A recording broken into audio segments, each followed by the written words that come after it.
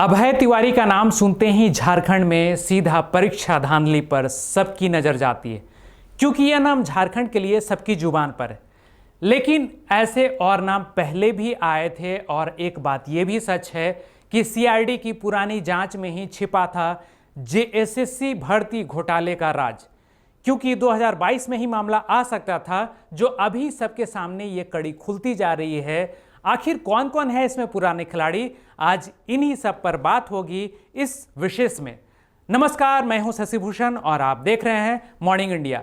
आज की कहानी में सबसे बड़ा सवाल घोटाले का नहीं है, जांच का है।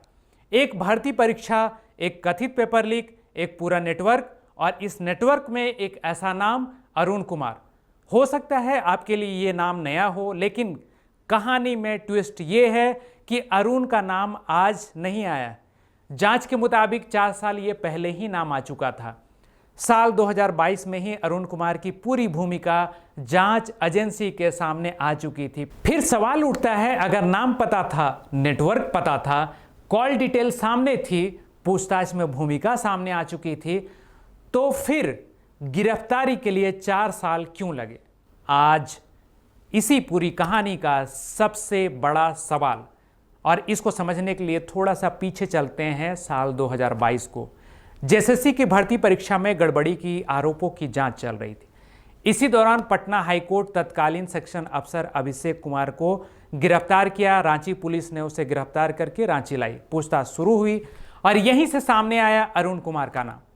दोस्तों, अभिषेक ने बताया कि साल 2019 में पटना हाईकोर्ट में काम करने के दौरान उसकी पहचान अरुण से हुई और 2022 में अरुण उससे संपर्क किया, और उन्होंने ये भी बताया कि अरुण उसे झारखंड की भर्ती परीक्षा का टेंडर मिलने और पेपर लीक करने का, अभ्यर्थियों से पैसे वसूलने का योजना बताया।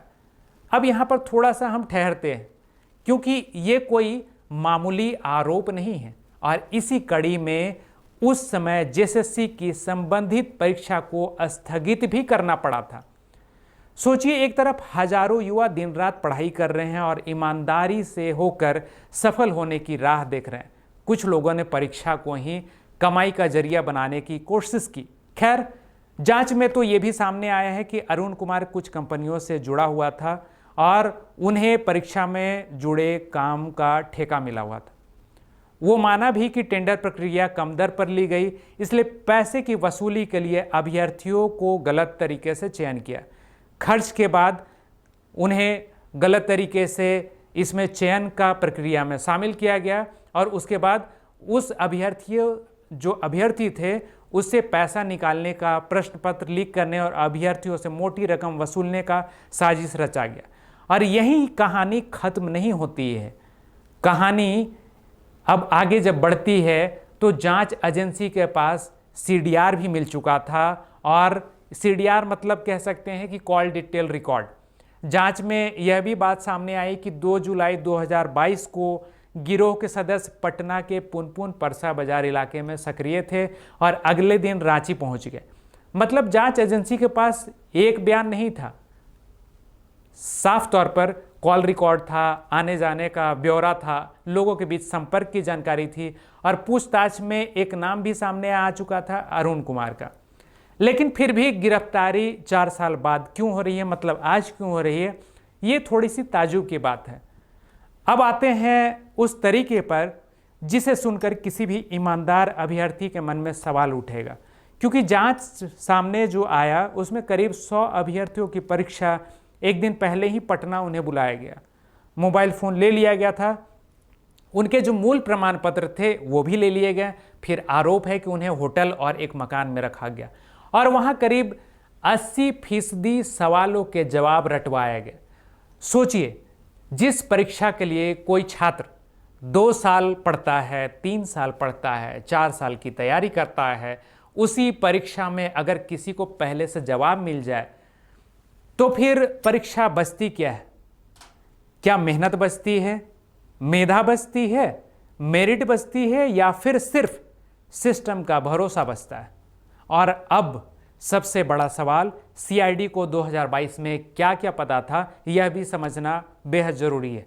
अगर उस समय अरुण का नाम सामने आया था, अगर उसके नेटवर्क की जानकारी थी, अगर सीडीआर की गतिविधियां भी सामने आ चुकी थी, तो क्या उस समय जांच को अरुण तक नहीं पहुंचना चाहिए था? ये एक सवाल है। अगर पहुंचनी चाहिए थी तो फिर इतनी देरी क्यों हुई?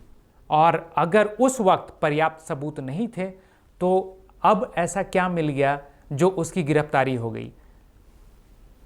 शायद ये सब पकड़ शायद आज जो छात्र आंदोलन कर रहे हैं उसका हो सकता है। यही सवाल इस पूरे मामले को और गंभीर बनाता है, क्योंकि भर्ती घोटाले का असर सिर्फ एक परीक्षा पर नहीं पड़ता है, इसका असर उन हजारों युवाओं पर पड़ता है जो मानते हैं कि सरकारी नौकरी मेहनत और योग्यता से मिलती है। लेकिन जब परीक्षा में ही गड़बड़ी के आरोपों लगते रहें तो युवा सिर्फ नौकरी नहीं खोता है, उसका सिस्टम पर भरोसा भी कमजोर होता है।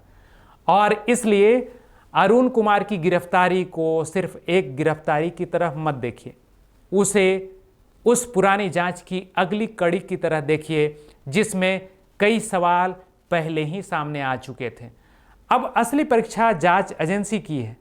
क्या 4 साल पुराने सुराग फिर से जोड़े जाएंगे? क्या पूरे नेटवर्क तक फिर से पहुंचा जाएगा? क्या उस वक्त सामने आए हर नाम की दोबारा जांच होगी? और सबसे बड़ा सवाल, अगर 2022 में राज का एक हिस्सा सामने आ चुका था तो फिर बाकी राज खुलने में कितना वक्त लगेगा? क्योंकि सवाल सिर्फ ये नहीं है अरुण कुमार को 4 साल बाद क्यों पकड़ा गया, सवाल तो ये भी बनता है क्या इस बार जांच उस आखिरी आदमी तक पहुंचेगी जिसने इसे पूरे खेल को रचा है? क्योंकि एक परीक्षा का पेपर लीक होना सिर्फ पेपर का लीक होना नहीं होता है, वो हजारों युवाओं के भरोसे का लीक होना होता है। और उस भरोसे का जवाब सिर्फ गिरफ्तारी से नहीं होती, पूरी सच्चाई सामने आने से मिलेगा। आपकी इस पूरे वीडियो में आपका क्या राय है? आप अपनी राय हमें कमेंट सेक्शन में जरूर बताएं।